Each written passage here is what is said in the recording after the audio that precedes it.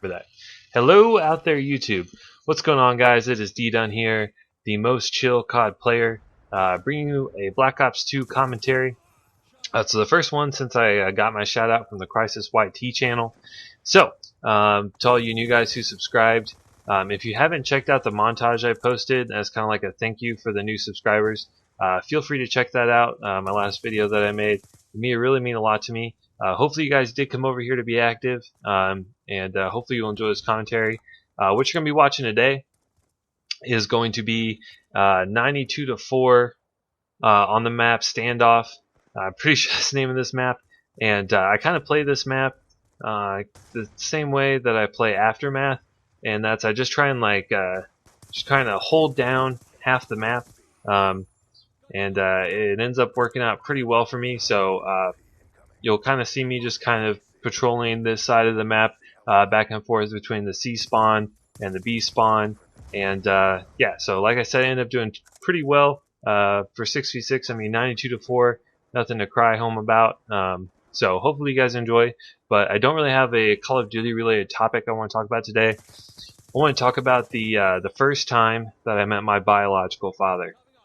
So I guess I should start by letting you guys know why I say my biological father. I mean, obviously, that means my parents got a divorce. They were divorced the year I was born, which was 1988. I hadn't even turned a year old yet, I don't think. But basically, it was because my father was addicted to crack. He liked himself some crack, and that was unfortunate because he chose that over his family. Family being my mother and then my older brother, who's 5 years older than me. And so he decided that he wanted to continue doing drugs, and my mom was having none of it. So she decided to get a divorce, which I mean is a good thing. But I had no contact with him whatsoever. If I ever asked my mom about my biological father, she would just simply tell me they got a divorce because of drugs. And I mean, at the time, being fairly young, I just assumed that was marijuana, because that, I mean, when you're young, that seems like the only relevant drug, I guess you could say, because you don't really think that like crack and coke and meth and stuff are really that prevalent, even though they are. But so they got their divorce, and then randomly at oh shit, when was it? It was my first grade year. My dad randomly showed up on our doorstep. He had a new fiance, or maybe they were already married. Not too sure, but he said, I have a really good job now. I'm prepared to pay child support, and I want partial custody. So my mother turned that down, and in return, we went to court to basically so I could be adopted by my stepfather, because my mom got remarried my first grade year. So that kind of all happened around the same time. And basically, what that means whenever I say that I got adopted, that means that I took my stepdad's last name, and then that also meant that on my birth certificate, it no longer had my biological father's name as my birth father.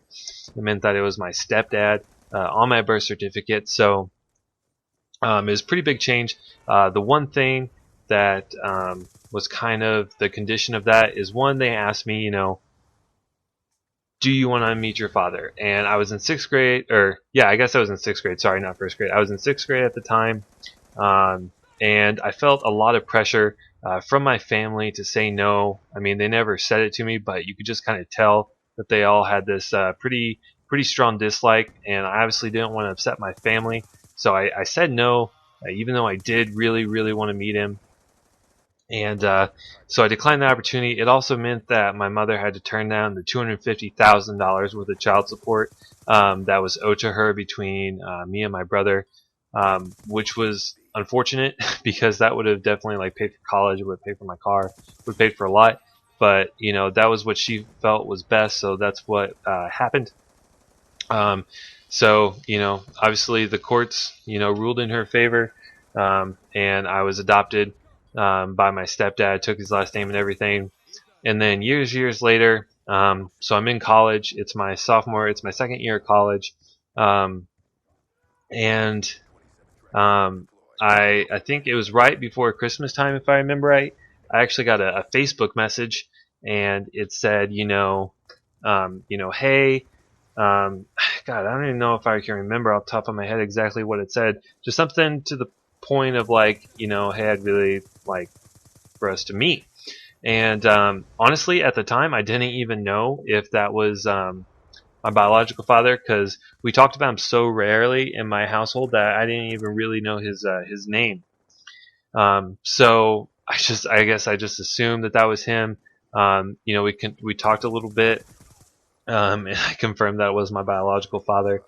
And then I said, okay, yeah, let's meet. And we met.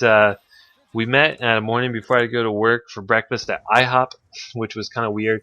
I mean, he was married, and so my only real request was, I don't mind meeting you, but at first, if your wife could just kind of, stay in the background for a little bit. I just want to talk to you first, And it was kind of weird. I pulled up in my car, and I knew he was a truck driver, so I saw their truck sitting there. So I knew it was there, and I walk in, and I thought the person I had walked in right behind me was him, judging by what I had saw from the pictures on Facebook. And turns out it was him, and it was just kind of very unceremonious, like, "Hi, what's up, dude?"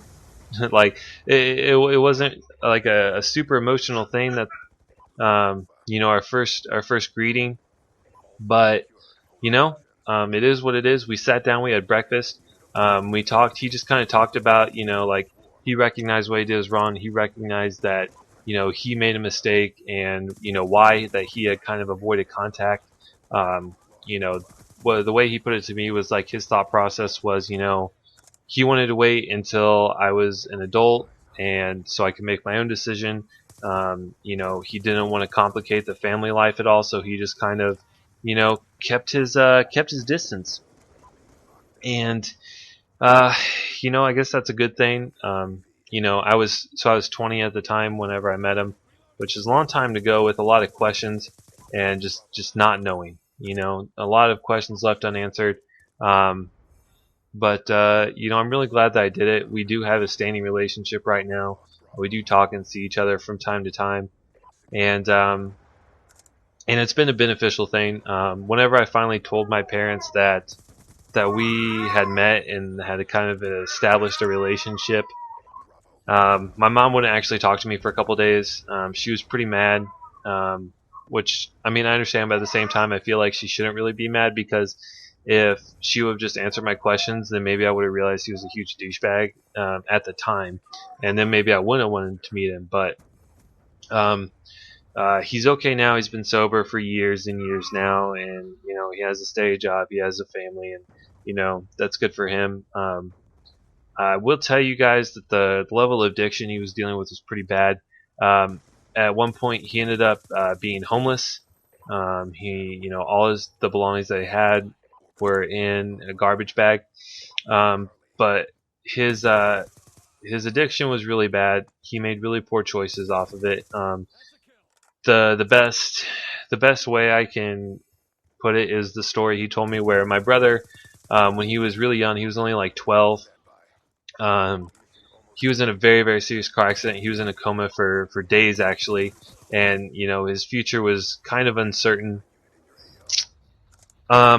So my dad went to go visit him, and he said that when he went to visit in the hospital, he's sitting there looking at his firstborn son. His fate unclear at the moment, and he's strapped up with all these tubes, all these wires. And he said the only thing that he could think was, how long did he have to stay to make it look good, to make it look like he cared enough, so that he could go get high again. And that made me angry, but also kind of put into perspective the level of addiction that he was dealing with. And so everything kind of grew from there, that conversation. Like I said, things are pretty good between us now. But video's coming to an end. I hope you guys kind of enjoyed that little peek into my personal life. If you enjoyed this video, feel free to leave a like. If you hated it, then feel free to dislike it. And I'll see y'all next time.